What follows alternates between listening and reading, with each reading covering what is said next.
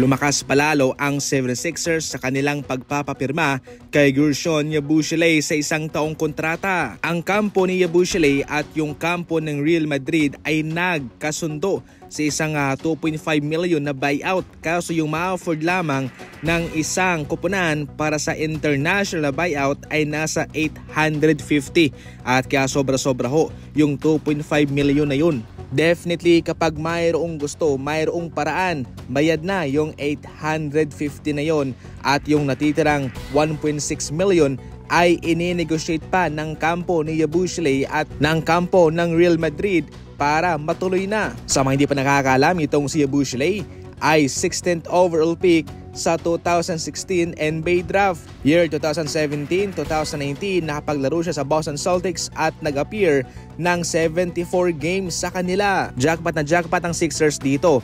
Although malaking pangalan si Yabusele para sa France, sa Olympics, kumakamada siya ng malaking numero, isang eksplosibong manlalaro. Sa Sixers naman ay parang magiging role player siya doon para sa kanila. Coming off the bench, yung tipong manalarong maaasahan mo sa mga sitwasyong kinakailangan mong pumuntos.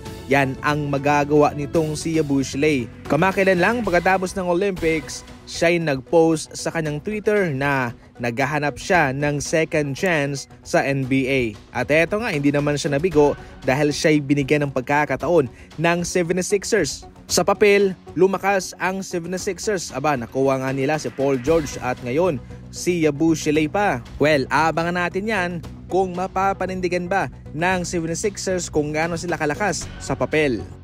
Ano ba ang pipiliin ni Stephen Curry? Yung kanyang isang taong extension na 62.6 million o 2 taon na nasa 130 million na contract extension sa Golden State Warriors? Mapahanggang sa ngayon ay wala pang pinipirmahan si Stephen Curry. Ang mga gantong bagay katulad kay Stephen Curry ay hindi masyadong minamadali considering na kung gaano siya kalakas at kung gaano kalaki yung kanyang value.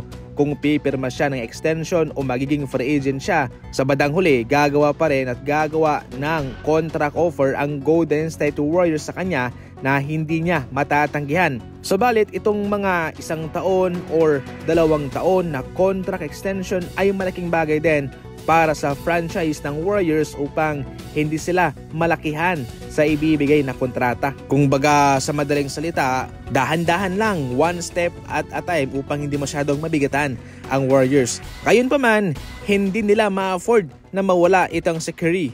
36 years old pero napakaganda pa rin ng kanyang performance na ipinapamalas. 26 points sa kanyang ina-average, may 5 assists, 4 rebounds per game and 0.7 steals per game. Para mapanatag na ang mga fans ng Warriors, ayon mismo kay Mike Dunleavy, kung darating man sa pagkakataong magiging free agent sa Stephen Curry, ibibigay nila kung ano ang kanyang gusto.